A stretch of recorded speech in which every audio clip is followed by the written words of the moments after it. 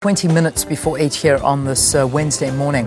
According to a recent study done by the Postgraduate Professional Index, 91% of South African engineers who were participants of the studies have no faith that the government will eradicate poverty and reduce inequality by 2030. 400 engineers participated in this particular study. The National Development Plan was implemented by government on the 19th of February 2013 to eliminate poverty by 2030. But the findings of the study suggest that the government will not meet their infrastructure objectives set out in this NDP. Joining us in studio to talk a little bit about this is Motshabi Nomvethe from PPS. It's good to see you again. Thank you so much for coming in to talk about this. Thank you, Leanne. This particular, the index that's done, is it primarily engineers or are they professionals across all sectors? The broader survey that PPS did do was amongst all professions. So there we spoke to medical doctors, accountants, lawyers, and obviously engineers. So that was the biggest survey that we did. And then from there, we pulled the results specifically from engineers because we wanted to track how do they feel about their profession, number one, and how they feel government is doing in terms of improving, especially infrastructure development. Yeah. Like you stated in your introduction, that NDP has become the buzzword. That is the framework of that government is working towards so that we can alleviate poverty and reach certain objectives by 2030. And if you look at that, a lot of the development that needs to happen there is infrastructure development. And the people who can facilitate and make sure that infrastructure development does happen are actually engineers, and that is why we actually did survey them. Okay, so let's break that. Let's have a look at that and see what the engineers are feeling, because at this point, I mean, just from my introduction, it seems like a very negative finding, 91% believing that this NDP goal is not going to be met. What do they attribute this to? One of the main factors is it's a double-sided dilemma, as usual. The first thing is that there is a huge concern about, one, the number of maths and science students matriculating and going into university. So as a direct result of that, we're not producing enough engineers in the first place. And if you look at government statistics as early as 2009, they were targeting to produce at least 2,500 engineers per annum. Yeah. And currently our universities are turning out about 1,500. Okay. So on an annual basis, we're speaking of a shortage of about 1,000 engineers. So that would be one of the first problems. The other problem that came out as quite a concern amongst the current engineers is that a lot of the big projects are being given to overseas companies. So that in itself is showing very little faith in the skill set that we have here at home. In that if we do have equipped people, why are we looking overseas to do that?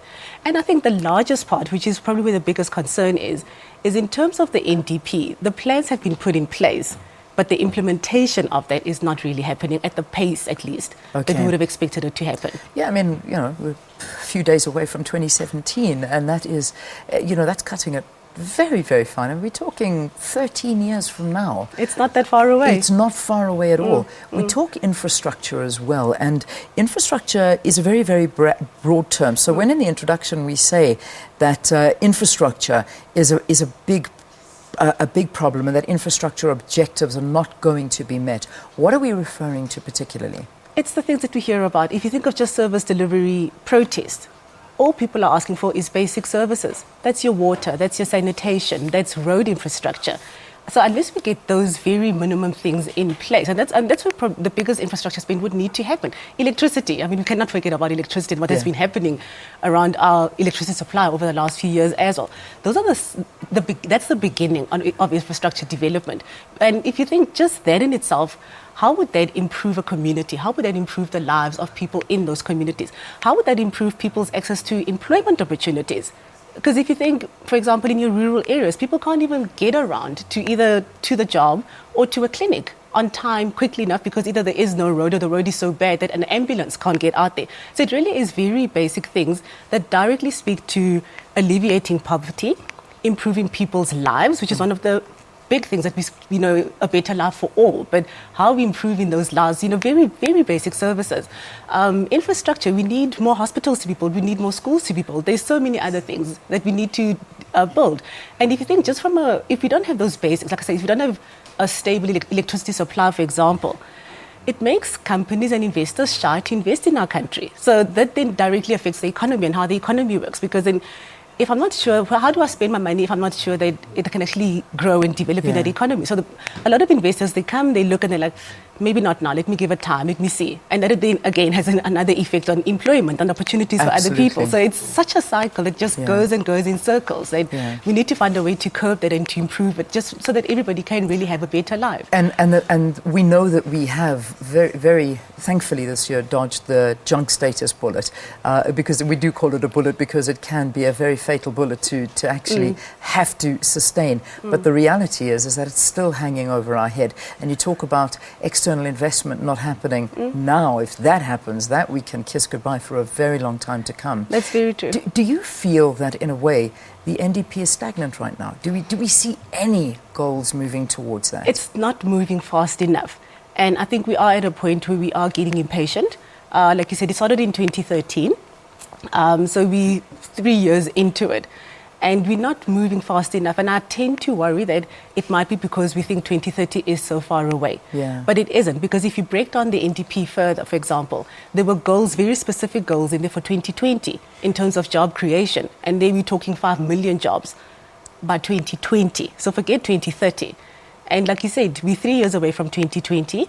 We have bled and shed jobs over the last 2-3 years. I think only the last quarter now we saw a growth of about 70,000, which is minimal in the grander scheme of things. So I think we run the risk of being complacent because we believe we have time on our side. And that is why people are getting a bit restless and a bit edgy to say, it is not too soon. We should be starting to see tangible results right now. And we should have plans in place to say what are our goals for end of next year, end of 2018, and so forth. We need to start tracking it on a more regular basis rather than waiting for 2030 to only then come back and say, oops, we actually quite didn't make our target. That's the problem. And you know, the reality is we don't want to miss another target. We seem to always get to the targets and then a press statement comes out saying, sorry, we've missed it, but these are the reasons why we missed it, and we leave it there. That anymore. Not with us. We can't afford it. Thank you for talking to us. Thank you so very, very much for sharing this with us. The Postgraduate Professional Index out, and 91% of South African engineers very, very worried, saying they have no faith that the government is going to meet these NDP goals by eradicating poverty and reducing inequality by 2030. Talking to us about the findings, Motshabi Nomvethe, our guest and special guest, always visiting us here at Morning Live. All right, let's take a break. We'll have more after this. Do stay tuned.